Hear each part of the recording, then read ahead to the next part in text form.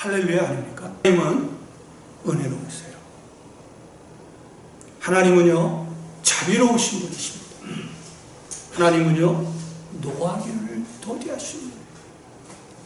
하나님은 이내가 그리스도와 뜻을 돌이켜 죄악을 내리지 아니하시는 분이에요. 우리가 생각하는 것보다 하나님은 더 큰 은혜로우시고 자비로우신 분이에요.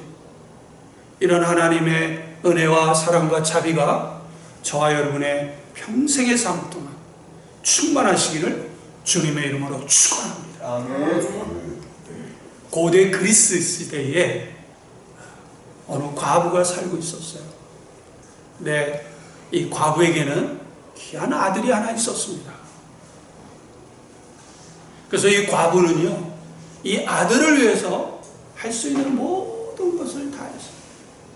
모든 희생을 다 치러서 아들을 잘 양육을 시켰어요. 다행히 이 아들이 어머님의 마음을 알아서 잘 성장해서 고대 그리스 시대에 뛰어난 관료가 되었어요. 젊은 청년으로 자랐어요. 그런데 이 젊은 청년이 어느 순간에 어느 여인에게, 어느 젊은 처자에게 마음을 그만 뺏기고 말았어요. 그저 청년 때니까 사랑에 빠졌단 말이죠. 이 젊은 청년이 자기 어머니가 자기를 위해 희생한 것을 알고 걔는 상당한 효자였고, 그리고 어머니를 극진히 섬겼을 뿐 아니라 또 젊은 청년이 인품도 훌륭하고, 또한 자기가 자라온 그 환경이 어려운 데서 자랐기 때문에 또 겸손하기도 했어요. 근데 그만 이 젊은 청년이 어느 여자에게 그만 이 마음을 뺏긴 순간서부터는 온통 생각이 그 여자 생각. 그래서 그 여자를 찾아다니면서 구애를 하기 시작했습니다. 그래서 연애가 시작됐는데 이 여자분이 마음을 줄 듯 말 듯 줄 듯 말 듯 하고 하니까 이 과부의 아들이 이게 마음이 이게 녹아난 거예요. 그래서 어느 날 이 과부의 아들이 결심해서 나랑 결혼해 주십시오. 그랬더니 이 젊은 처자를 할 듯 말 듯 할 듯 말 듯 주저했단 말이에요. 그리고는 헤어지고, 그리고 또 헤어지고. 그러니까 이 남자, 이 젊은 이 과부의 아들이 미치겠네. 삐삐 말라가고, 생각만 하면 그 여자 생각만 하고. 그래서 어느 날 결심을 했어요. 그래서 그 젊은 처자를 찾아가서 나하고 꼭 결혼합시다. 그랬더니 그 젊은 처자가 정말 나를 사랑합니까? 그랬더니 내가 사랑하니까 이렇게 당신에게 결혼을 청구하는 거 아닙니까? 그럼 도대체 나를 얼마나 사랑합니까? 이루 헤아릴 수 없을 만큼 사랑합니다. 그랬더니 이 젊은 처자가 그러면 당신 어머니 심장을 나한테 갖다 주세요.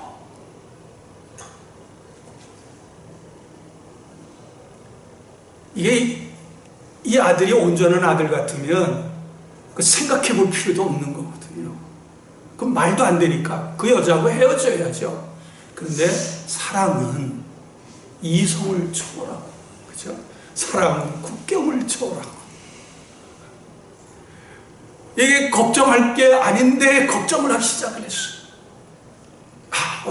어떡하나 이리 할까 저리 할까 하다가 어느 순간에 어머니가 잠이 든 틈에 가슴을 열어서 심장을 꺼내가지고 막 처자한테 달려 막 하면서, 얼마나 심정이 저갔겠어.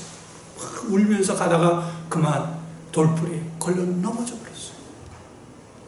넘어졌는데 몸도 아픈 데다가 굴러 떨어졌으니까 몸도 아픈 데다가 얼마나 또 속이 상하겠어요. 생각해보면 얼마나 불효 자식이, 자기 어머님이 자기 하나만 바라보고 일생을 헌신한 어머니를 한 여인 때문에 어머니 심장을 갖다 주다 그러면서 통곡하면서 울기 시작했어요. 근데 어디선가 이런 음성이 들려오는 거예요. 아들아, 다치지 않았니? 서두르지 말고 천천히 가지 그랬어. 나는 괜찮으니까 너나 행복하게 잘 살아. 보니까 어머니 심장에서 나오는 소리. 그걸 듣고 이 과부의 아들이 거기서 가슴을 치며 통곡을 했다가 이사야서 49장 15절에 보면 이런 말씀이 나옵니다.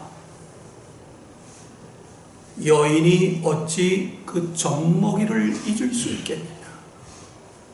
여인이 어찌 자기 태에서 난 자녀를 긍휼히 여기지 않겠느냐. 혹 그들은 자기 자녀들을 잊어버릴지라도 나는 잊어버리지 아니한다. 그러면서 하나님 무슨 말씀하시냐면 내가 너희를 내 손바닥에 생겼고, 이 손바닥은 단순히 이런 게 아니고 성경에서 손은 뭐에 능력을 얘기합니다. 능력. 그리고 너의 성벽이 항상 내 앞에 있다. 성벽은 뭐예요? 보호하는 거죠. 그렇잖아요. 내가 항상 보호해 주겠다고 말씀하셨어요. 그래요. 하나님은요 은혜로우신 분이에요. 우리가 생각하는 것보다. 자, 어느 날 하나님께서 요나라고 하는 선지자에게 나타나셨습니다. 그리고 말하기를, 야, 느느웨 성에 가라. 가서 너희들의 죄가 하늘에 상달될 만큼 큰 죄를 졌다. 가서 이 얘기를 전파하라. 회개하지 않으면 너희들을 멸망시킬 것이다 라는 말을 하나님께서 요나에게 주었습니다. 근데 요나는 하나님의 선지자 아닙니까? 당연히 하나님 말씀을 듣고 이 느느웨가 있는 그곳으로 가야 되는데 요나가 느느웨로 안 가고 정반대길 다시스, 오늘날의 스페인으로 가는 그 지중해를 통해서 스페인으로 가는 배를 탔어요. 자, 이때 이 시기가 어느 시기였냐면 기원전 800년 전, 그러니까 지금부터 약 2800년 전에 벌어진 얘기예요. 근데 이때 상황이 어떠냐면 이때 아수르 제국, 아마 문명이 시작하면서 제국이 시작되는 게 이 아수르 제국인데요. 굉장히 이 아수르 제국이 중동 인근동을 통치하는 제국이었어요. 그리고 이 아수르의 수도가 어디냐면 니느웨. 근데 이 아수르가 얼마나 북방왕국 이스라엘을 괴롭혔는지 이루 말할 수 없어요. 아주 잔인하게 괴롭혔고요. 이스라엘을 아주 계속 자주 침공을 해가지고 이스라엘의 젊은 청년들 데려다가, 똑똑한 젊은 청년들을 데려다가 저쪽 다른 나라를 이주시키고, 또 다른 나라를 침공해서 그 나라에 좀 이렇게 약한 사람들을 또 이 북방으로 이주를 시켜서 뭐를 시켰냐면 혼혈을 시켜버렸어요. 그러니까 이 아수르 제국이 남의 나라를 침범해서 그 나라를 정복하는 것이 뭐냐면 자기 나라 군대를 상주시키기보다는 피를 그냥 두리뭉실하게 해서 애국심을 이렇게 약하게 만드는 그런 정책을 폈어요. 자, 그러니까 이 이스라엘이 얼마나 열받겠어요. 그것도 한두 번이 아니고. 그러니까 이스라엘 사람들이 하나님께 막 기도하기 시작했어요. 하나님, 저 아수르를 좀 가만 내버 두십니까? 하나님, 우리 하나님을 믿는 이 백성을 저렇게 핍박하고 있는 아수르를 가만 내버 두시면 어떡합니까? 라고 막 기도하는 중인데, 근데 공교롭게요, 이 아수르, 니느웨 제국의 니느웨 수도에 3년 동안 연이어서 기근이 시작된 거예요. 그리고 역병이 시작됐어요. 그래서 이스라엘 백성들이 속이 어떻겠어요? 너무 속이 좋았죠. 이건 이제 마치 정확한 건 아니지만 저희 어머니는요, 일본 시대에 너무 당한 게 많아가지고 떳떳하면 일본을 욕하고, 저도 거기서 자랐기 때문에. 그리고 오늘날 일본 사람이 얼마나 역사를 왜곡합니까? 제가 볼 때도 특히 이 인격적, 그렇죠? 사람의 뭐라 그러나 인권을 얼마나 말살시키고도 굉장히, 그죠? 우리 소위 말하는 우리 위안부에 관한 이런 거를 들을 때마다 아무리 목사지만 하나님 한번 손 한번 봐주세요, 그런 생각이 막 들어요. 그러다가 어떻게 일본이 뭐 지진이 일어나고 그러면 속이 참 이렇게 편안하는데, 그리고 또 이제 물론 회개를 하지만, 그러니까 마치 이런 거라고. 그러니까 우리 어머니는 권사님이신데 기도할 때 아유 권사씨 좀 1번을 좀 용서하지. 네가 이놈아 1번이 얼마나 잔인하게 그런지 네가 못 겪어서. 그럼 그 얘기를 해주면요, 저도 굉장히 믿고 그렇단 말이에요. 그러니까 이런 시기에, 그러니까 이 아스르 제국이 막 기근이 나고 역병이 나니까 이 이스라엘 사람들이 얼마나 좋아했어요. 신바람 난 거예요. 하나님께서 우리 기도를 들어주셨다. 할렐루야. 하는데 이때 하나님이 요나에게 나타나신 거예요. 그러니까 요나에게 글로 가라 그러니까 요나가 어디로 갔어요? 다시스로 간 그 이유가 뭐예요? 중요합니다. 오늘 본문의 말씀 뭐예요? 같이 한번 봅시다. 다시 한번 읽어봅시다. 4장 1절과 2절 같이 한번 읽어봅시다. 시작. 요나가 매우 싫어하고 성내며 여호와께 기도하여 이르되 여호와여 내가 고국에 있을 때 이러하겠다고 말씀하지 아니하였나이까. 이러하겠다는 게 뭔가요? 여기 느니의 백성들이 요나의 이 하나님 말씀을 전한 것을 듣고 어떻게 했어요? 회개하기 시작해가지고 3장 우리 10절 같이 한번 읽어봅시다.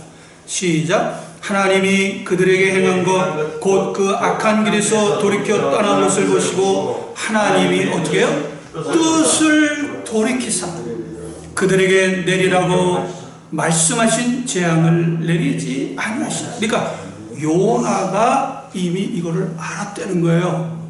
그래서 자 다시 한번 4장 2절 그러므로 내가 빨리 다시스로 도망하였사니. 그러니까 요나가 다시스로 도망한 건 단순히 불순종이 아니죠.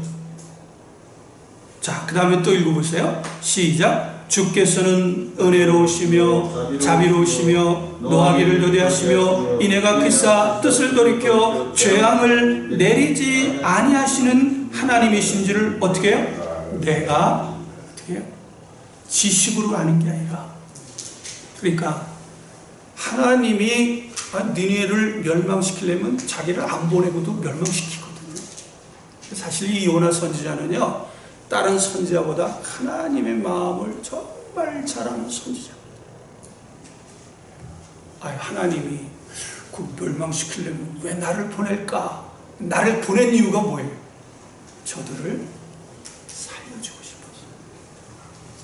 하나님은 은혜로우시고 자비로우시고 노하기를 더디하시는 분인지를 알았기 때문에 어떻게 단순히 불순종이 아니고요, 어디에? 다시스로 도망을 한 거예요. 자, 근데 도망을 했는데 하나님께서 요나가 탄 배를 어떻게 했죠? 흔드셨죠. 그렇죠? 근데 요나가 배가 이 폭풍을 만나서 흔들림 당할 때 요나는 어디 있었나요? 요나서 1장을 한번 볼까요?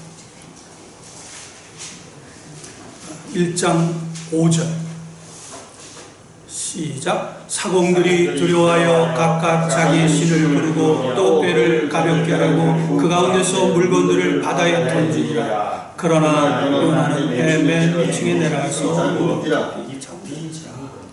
여러분, 왜 요나가 배 맨 밑층에서 깊이 잠이 들었다고 생각하십니까? 하나님은 은혜로우시고 하나님은 자비로우시며 노하기를 더디하시고 이내가 크시사 어떻게 뜻을 돌이켜 재앙을 내리지 아니하시는 문제를 알았기 때문에. 자, 이제 제가 우리 여러분들에게 우리 교회 개척했으니까 자 집사님이 장로 좀 대주세요 그랬더니 아이고 내 장로 하기 싫어가지고 개척교회 다니는데 이제 그러다 거절했어요. 그러는데 여러분들이 이제 하필 이제 일본에 가는 뭐 비행기를 탔다고 해요. 아니면 배를 탔어요.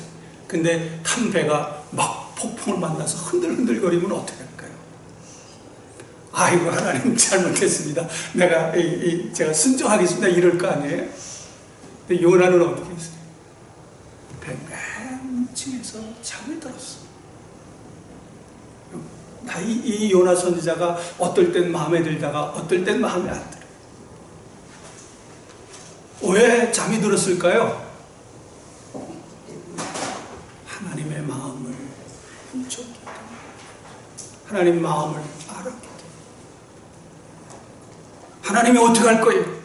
하나님은 은혜로우시고 자비로우시며 노하기를 더디하시고 이내가 그시사 뜻을 돌이켜 재앙을 내리시는 분인 걸로만 들은 것이 아니라 요나는 하나님의 심정을 알았기 때문에 하나님 어쩔 수 없다는 거예요. 비록 자기가 이 배가 파산당했다 할지라도 하나님은 돌이켜 가기만 하면 하나님은 은혜로우시기 때문에 어쩔 수 없다는 것을 알 거예요. 배를 거세게 막 흔들었지만 요나가 끄떡을 안 하니까 할 수 없이 요나를 이번에는 어디로 집어넣냐면 물고기 뱃속으로 집어넣습니다. 자, 그러기 전에 요나가 뭐라 그랬나요? 배가 막 흔들리고 또 막 도무지 이 폭풍이 잠잘지 이렇게 줄어들지 않고 배가 거의 이 파산당할 지경에 요나가 뭐라 그랬냐면 이거는 나 때문에 그러니까 나를 저 폭풍 속으로 던지라 그랬어요. 왜 그랬을까? 우리는 이런 거에 비하면 믿음이 있다고 하고서는 너무 믿음이 없는 거 아닐까요? 하나님을 믿는다는 건 뭘까요? 하나님이 은혜로우시고 자비로우시며 노하기를 더디하시고 인애가 크시고 뜻을 돌이켜 재앙을 내리지 아니하시는 것이 믿어야 되는데 우리는 환경이 조금만 변하면 어떻게 돼요? 제가 누구를 탓할 수 없어요. 아마 여러분 보시면 알지만 제가 믿음이 참 없는 것 같아요. 목사가. 어떻게 목사인데 믿음이 없는 것 같아요. 무슨 일이 있으면 어떻게 가슴이 그냥 콩알콩알콩알. 아, 하나님이 어떻게 그냥 내 이 심장을 그냥 간을 요만하게 만든 것 같아요. 조금만 일이 있으면. 미국에 있는 아들이 연락이 안 되고 자꾸 그러니까 또 가슴이 벌렁벌렁하고. 그러다가 또 사진 하나 보내주면 또 행복해요. 지난 주간에 이놈이 무슨 얘기인지 사진을 보내줬어요. 그걸 보는 순간에 울컥 눈물이 나요.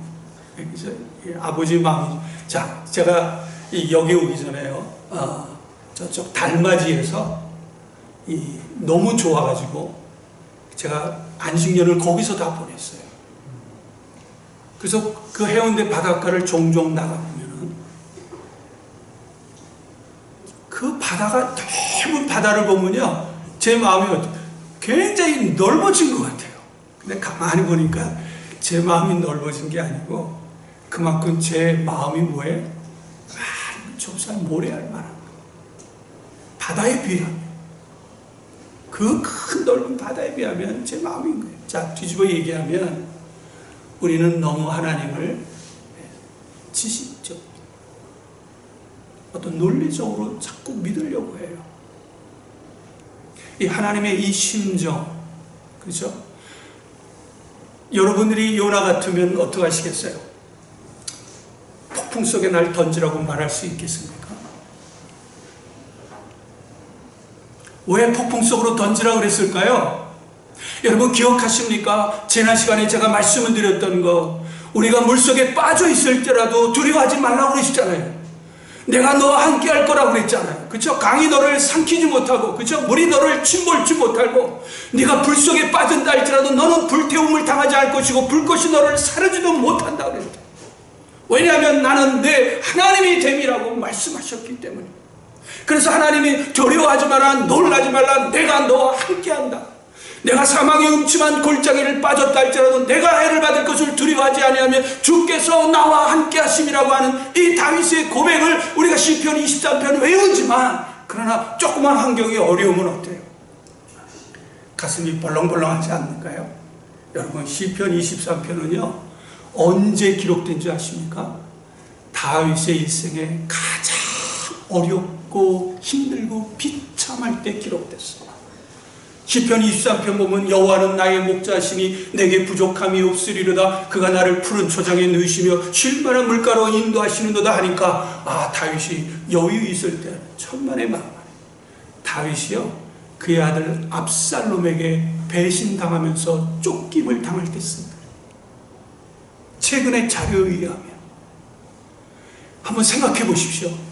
자기 아들이 왕이 되겠다고 자기를 혁명을 일으켜서 내쫓으면 아버지 입장에서 어떻게 같이 맞서 싸워야 되나요? 뭐 해야 되나요? 다윗은 잘 아시면 어렸을 때부터 용장이에요. 다윗은 두려움이 없었어요. 그런데 아들이 그러니까 할 수 없이 이게 도망가는데 주위 사람들이 얼마나 뭐라고 말하겠어요. 그러니까 다윗이 가장 비참합니다. 아들에게 배신당하고 아들이 또 아주 못된 짓을 하고 그럴 때요 다윗이 뭐를 고백한 거예요? 자기 믿음을 내는 거예요. 여호와는 나의 목자시. 보세요. 저와 여러분이 하나님이 저와 여러분의 목자세요. 그러면 저와 여러분은 뭡니까? 양 아니에요? 양이 뭘 걱정해? 목자가 걱정해야 되는 거 아니에요? 양은 그냥 목자가 인도하는 대로 가면 되는 거잖아요. 근데 우리가 믿는 하나님이 나의 목자인 것이 안 믿어져.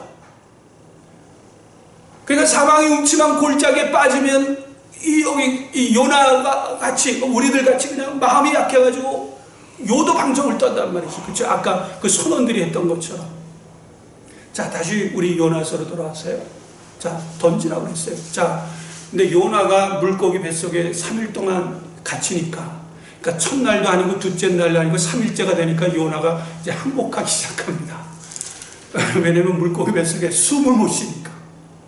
그러니까 고기도 힘들었을 거야. 이거 소화를 시켜야 되는데 소화도 안 되고. 그래서 그것이 요나서 2장인데요. 한번 보세요. 요나의 고백을 한번 봅시다. 2장 4절. 시작. 내가 말하기를 내가 주의 목전에서 쫓겨났을지라도 다시 주의 성전을 바라보리라. 그래, 하나님은 어떻게 하시겠냐면 하나님이 나를 내쫓아도 내가 주의 성전을 바라보면 하나님은 왜 은혜로우시고 자비로우시면 노하기를 더디 하시고 이내가 그리스도 뜻을 돌이켜 재앙을 내리지 아니하십니다. 그 다음에 이 요나가 이제 그 구절을 한번 읽어볼까요? 시작. 나는 감사하는 목소리로 주께 제사를 드리며 나의 소원을 주께 갚겠나이다. 구원은 여호와께 속하라. 여기 구원이라는 말은 예수아라는 말이에요. 그래서 예수라는 말은 구원자인데 히브리 말로 언제 이 요나가 하나님께 감사 기도를 드렸습니까? 자, 이제 하나님께서 요나를 다시 살려주셨어요.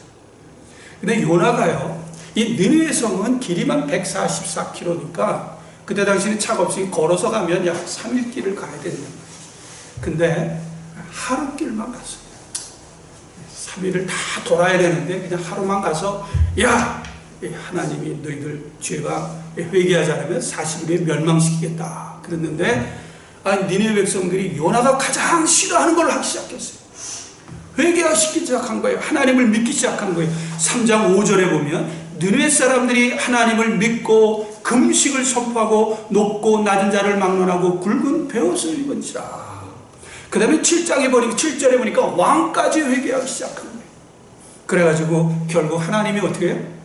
그들을 니느웨 백성을 살려주신 거예요. 자, 그런데 요나가 굉장히 기분 나쁜 거죠.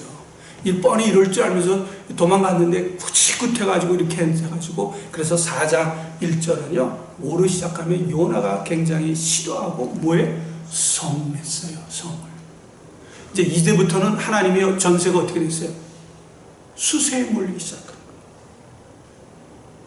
아니 어떻게 하나님이 자기 말한 거를 뜻을 돌이키냐고 말이에요. 아니 목사가 뭐 하겠다고 그래서는 뜻을 돌이키면 이거 인격에 문제 있는 거 아니에요? 신뢰성에 문제가 있는 거 아니에요? 근데 아예 하나님이 그죠? 멸망시키겠다 해놓고선 말이지. 그러니까 그런데 뜻을 돌이켜서 살려주니까 이때부터 요나가 어떻게 되겠어요? 이제 하나님한테 공격적이 되기 시작합니다. 그래서 4장 1절에 싫어하고 성내니까 하나님께서 뭐라 그러냐면 네가 성내는 것이 옳으냐 이렇게 묻습니다. 옳습니다. 아니, 어떻게 하나님이 일구 이혼하십니까? 그랬더니 그러면서 요나는 마음이 좀 여기서부터는 좀 삐뚤어지죠. 이런 요나를 닮으면 안 돼요. 그러니까 여러분이 이 요나를 통해서 하나님께서 자기의 심정을 저와 여러분에게 지금 고백하는 것을 받아들일 수 있어야 돼요. 하나님의 마음. 자, 그래서 요나가 이제 니느웨 성이 보이는 동쪽에다가 초막을 져놓고요. 하나님 빨리 멸망시키라고 이렇게 탁 하고 있습니다. 근데 하나님께서 거기 초막 위에 박농쿨을 갖다가 심어놓고 그러니까 요나로 하여금 시원하게 했어요. 여기 쪽은 사막 지역이기 때문에 그늘만 되면 굉장히 시원합니다. 자, 그런데 그 다음날 하나님이 어떻게 했냐? 박농쿨을 걷어가 버렸어요. 그리고선 뜨거운 동풍이 뭐냐면, 여러분이 성경에서 동풍이다, 서풍이다 얘기하면 동풍은 사막에서 불어오는 거예요. 왜냐면 이스라엘 기쪽으로 해서 이쪽은 사막 지역이에요. 그러니까 아스리가 이쪽에 있으니까 이쪽 바람은 전부 다 뜨거운 열풍이고, 이쪽은 뭐예요? 지중해니까 시원한 바람이에요. 그러니까 하나님이 그 뜨거운 열풍을 거세게 하니까 요나가 견딜 수 없어서 하나님한테 또 짜증냅니다. 하나님 왜 그러냐 그랬더니 하나님이 그 짜증내는 것을 받아들이세요. 요나의 성내는 것도 받아들이세요. 그러면서 뭐라고 그랬느냐? 야, 네가 심지도 않고 재배하지도 않고 기르지도 않는 그래 하룻밤에는 박농쿨도 아껴서 이렇게 짜증내는 거 옳다. 그렇다면 저 니느웨 성에는 좌우를 구별하지 못하는 생명이 12만 명이나 된다고 했어요. 좌우를 앞뒤를 구별하지 못하는 사람은 누굴까요? 많은 사람들이 어린아이라고 이렇게 얘기를 합니다. 누군지 모르지만 어쨌든 12만 명의 그 어린 생명을 살리는 것이 옳지 않겠느냐고 이렇게 얘기를 하신 거예요. 뒤집어 얘기하면 그러면서 이 요나서는 끝을 내요. 그러니까 이 성경 이 본문 이 요나서를 통해서 하나님은 저와 여러분에게 뭐를 공개할 걸까요? 하나님의 그 마음, 우리가 연약할 때, 우리가 경건하지 않을 때, 우리가 죄인 되었을 때, 우리가 하나님과 원수되었을 때라도 하나님은 어떻게 합니까? 우리를 여전히 사랑하셨다. 요한복음 8장에 보면 우리가 흔히 잘 알고 있는 그 이상한 짓 하다가 예수님에게 끌려온 여인 얘기가 나옵니다. 근데 신명기를 자세히 보면 그 이상한 짓을 하다가 하면은 남녀가 같이 돌에 맞아 죽어야 되거든요. 근데 이상하게 여자만 끌려왔어요. 그리고서는 예수님한테 뭐라고 그랬냐면, 주님, 모세 봤더니 이러한 일을 한 사람은 돌에 쳐 죽여야 된다고 하는데 당신은 어떡하겠습니까? 할 때 예수님이 뭐라고 그러냐면, 우리가 잘 알고 있죠. 너희 중에 누구든지 죄 없는 자가 돌로 먼저 치라고 그랬어요. 그래서 예수님이 땅에다가 뭐를 썼어요. 근데 뭐를 썼을까요? 여러 가지 해석이 있는데 제가 자료들을 읽어봤더니 가장 재미있는 자료는 뭐냐면, 돌로 치려고 하는 사람의 이름을 갖다가 적어놓고, 예를 들어서 김개똥 몇 월 며칠에 무슨 잘못을 저질렀다, 김개똥 몇 월 며칠에는 뭘 싹 쓰니까 이게 그걸 보고 이게 돌을 던질 수가 있나요? 그러니까 또 다른 사람이 돌 치니까 박똥께 누군 몇 날 며칠에 무슨 죄를 저질렀다. 그러니까 이 돌을 치려고 했던 사람이 하나씩 다 갔어요. 자, 중요한 얘기예요. 자, 예수님이 왜 오셨을까요? 예수님이 왜 십자가에 못 박혀 돌아가셨을까요? 예수님이 그 여인에게 묻습니다. 여인아, 너를 정죄하는 사람이 있느냐? 없나이다. 나이다. 나도 너를 정죄하지 아니하노라. 그러나 가서 다시 죄를 범하지는 말아라. 예수님은요, 죽으러 오셨어요. 무엇 때문에요? 저와 여러분의 연약함 때문에요. 예수님이 죽으러 오셨어요. 무엇 때문에? 저희를 하나님과 화목제물로 만들어주기 위해서, 우리 죄인을 하나님 보시기에 의리되게 하시기 위해서 돌아가신 거예요. 그러니까 여러분들이 한 가지 중요할 것이 있어요. 여러분들은 하나님 보시기에 생각보다 훨씬 더 귀중하고 소중하다는 거예요. 동시에 뭐냐면, 하나님이 여러분의 어둠을 받아줬다고 한다면 여러분도 여러분 자신의 어둠을 받아주셔야 돼요. 여러분의 그늘진 과거의 삶도 있는 그대로 받아줄 줄 알아야 돼요. 그게 여러분을 진정으로 사랑하는 거고 하나님 보시기에 참된 믿음을 가진 거예요. 여러분이 가진 컴플렉스, 여러분이 가진 실수한 것을 주님이 그것을 감당하기 위해 십자가에 못 박혀 죽으신 거 아니에요? 여러분이 잘한 것 때문에 주님이 돌아가신 거 아니에요? 여러분이 선한 일하고 의로운 일을 하셨어요. 그러나 그 일 때문에 예수님이 십자가에 돌아가신 것이 아니에요. 여러분의 잘못, 여러분이 하나님 보시기에 한다면, 그렇다면 우리들도 어떻게 해요? 우리 자신을 받아들이는 그것이 그때 하나님을 진정으로 사랑하는 것이고요. 그때 우리가 이웃을요, 있는 그대로를 받아들일 수가 있어요. 그때 진정으로 이웃을 귀하게 여길 수 있어요. 왜? 나도 귀하니까.